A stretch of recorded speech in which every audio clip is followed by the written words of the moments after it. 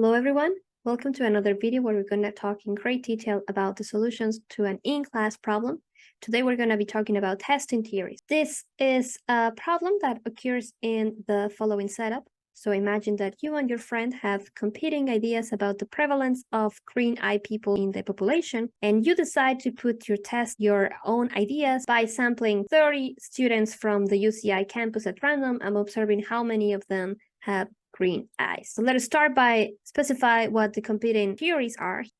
So your theory is that the probability that any given person that I sample at random from the world has green eyes is 0.02. That is going to be translated into a theta parameter with a little index here, y, to indicate that this belongs to your theory, that it's going to keep the same value. On the other hand, we have your friend's theory. So your friend thinks that, yes, green eyes are not as common, but they are definitely not nearly as uncommon as you might seem to think. So your friend says that the probability that any given person in the world has green eyes is as large as 0.15, and we're going to translate that into a theta parameter with an index f here to indicate that this corresponds to your friend's theory. And now we're going to see what of these two theories is best supported by the evidence that we collect when we ask 30 random students here at UCI what their eye color is. So we are going to work with a sample of 30.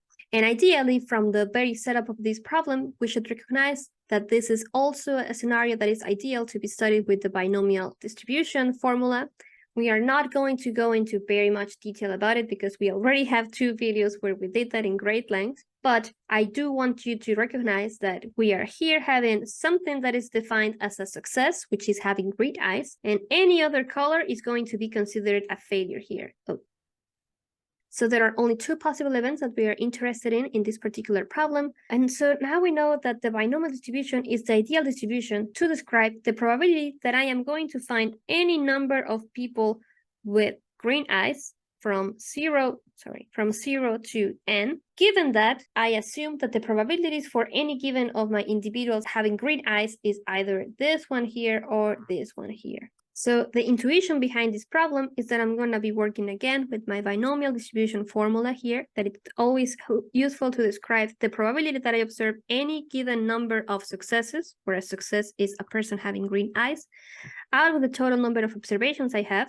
Here I have a total of 30 people that I am studying. Given that I assume that the probability of a success for any of those observations is theta, and here I have 2 possible values of theta, right? One proposed by you and one proposed by your friend. And now here we have again our formula. Here we know that this is just a joint probability, or a way of computing the joint probability of the number of successes that we find and the number of failures that we find, right? Because we assume that each one of them are independent. And here we have the binomial coefficient that helps us identify the possible orderings in which these successes can be found in my sample. Now, how does this experiment that you're about to do with your friend works? Well, the idea is that I pick 30 people, and I'm going to find some number k, I don't know it yet, this is what we're going to do as part of this problem, some number k of people with green eyes. And what I'm about to do is I'm going to substitute in these equations, and it's always going to be 30, but we're going to substitute in this equation either the theta that you propose or the theta that your friend has proposed, and see which one of them predicts the actual number of people with green eye that we have observed with the highest probability. So that is what we are doing here while testing theories. And now for the setup of this problem, we are told to assume that we find exactly 2 people with green eyes. So now the question is the fact that we found 2 people with green eyes in a sample of 30 evidence for your hypothesis, or is it stronger evidence for your friend's hypothesis? Which one of these 2 competing theories is this evidence favoring the most? So we start substituting our binomial distribution formula here to compute the probability that we get exactly 2 people with green eyes out of our sample of 30 people, given your estimate of the probability of any given individual in the world having green eyes. We do that by taking here our binomial coefficient that is going to count the number of orders in which these 2 people could observe. So it could be that the first 2 people in your sample have green eyes. It could be that it's the first and the second. It could be that it's the first and the third. The number of possible orders is going to be identified here with our binomial coefficient. And then for any of those orders, we know that the joint probability of observing any of those possible orders is going to be captured here. Whatever of the order is, we know that it contains 2 cases with green eyes, and according to your theory, the probability of having green eyes is 0.02, so I multiply 0.02 by itself twice, and then in any of those possible orders that I have counted here, I know that all of them are going to have 28 people that do not have green eyes. And so what is the probability of not having green eyes? Well, by the complement rule, I know that that is 1 minus theta y. Theta y is 0.02, so 1 minus 0.02 is 0.98. And then we multiply these two together because, again, the color of the eyes of any individual, because we assume that we did a random sample, is independent, so we can multiply them together. This is going to give us the probability of any possible chain in which we have exactly 2 people with green eyes and the other 28 don't. And we're going to multiply that times the number of possible orders I could observe. And again, I'm not showing you the derivation bit by bit. We already did that twice in the previous 2 videos about the binomial distribution. I'm just going to tell you that this probability here is roughly 0.099. So according to your theory, the result that we got of finding exactly 2 people with green eyes was predicted with a probability of 0.099. So very low probabilities. Now, let us see, how was this same finding predicted by your friend's theory? So your friend's theory is that the probability of any person in the world having green eyes is 0.15. And we're going to use that again into our binomial distribution formula, which is going to help us calculate the probability that exactly 2 people out of our sample of 30 individuals, assuming that the probability that each one of them had green eyes was that described by your friend, so 0.15. And we're going to see here that our formula looks very similar to what we had before. The only thing that changes is the values that we had here and here, but we had overall the same total number of possible orders in which these 2 people with green eyes could appear in my sample. So again, it could be that it's the first 2 guys, the first guy and the third guy, and so forth, so forth.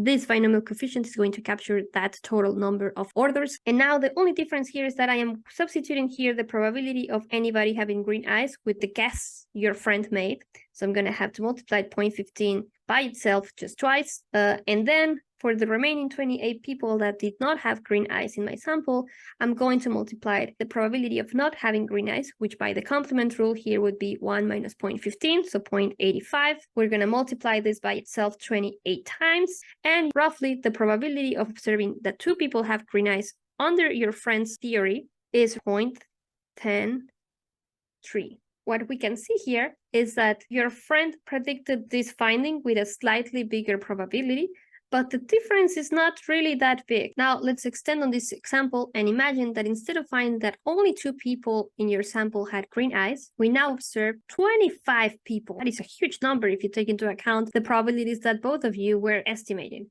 So again, let's see which one of the 2 theories predicted this result with a higher probability. So again, your theory would have predicted this finding of 25 people out of a total of 30 people being observed or evaluated, with a proposed probability for each of those individuals having green eyes of 0.02. This is going to be estimated multiplying by the total number of orders in which these 25 successes could have observed times the joint probability that for each of those possible orders we had found 25 people having green eyes and only 5 people not having green eyes. So if we multiplied all of this together, we would get an approximate result of 4.3 times 10 to the minus 38. So what this means is that this decimal point is going to go back and move 38 positions. So this is a very, very small number.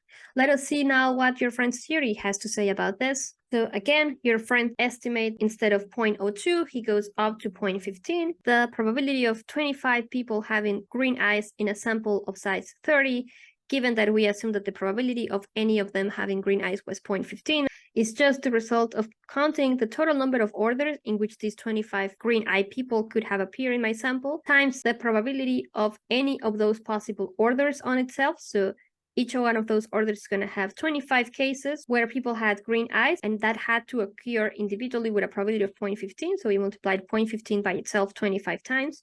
And then we multiply that by the probability of not having green eyes, which again, by the complement rule is 1 minus 15, so 85, multiplied by itself 5 times, which is the number of people with not green eyes. And again, if we were to plug all of this in a calculator, we would find a final result of 1.5 times 10 to the negative 15. So that means that this decimal point moves to the left 16 positions. So again, it seems like the theory that predicted this outcome with the higher probability was your friend, right? This is a little bit less close to 0 than this one is right here. However, both of these numbers are really, really small. So it looks like regardless of the fact that your friend's theory did a little bit of a better job at predicting this result, we could always argue that the result we found was also very, very, very unlikely under his theory. This is still fairly close to zero. So it is fair to say that your friend was probably just as surprised as you probably were if you were to find 25 people with green eyes in a sample of 30. So that is all for testing theories. The core idea here is that we as scientists specify theories, we formalize our ideas or hypotheses about what the world might look like, then we collect data. And this course is all about how do we quantify the evidence or the amount of evidence that the data is providing in favor of either of the hypotheses, the theories, the models, or in general, just the alternatives that I had in mind before collecting the data. So that is all what this course is going to be about in the following lectures.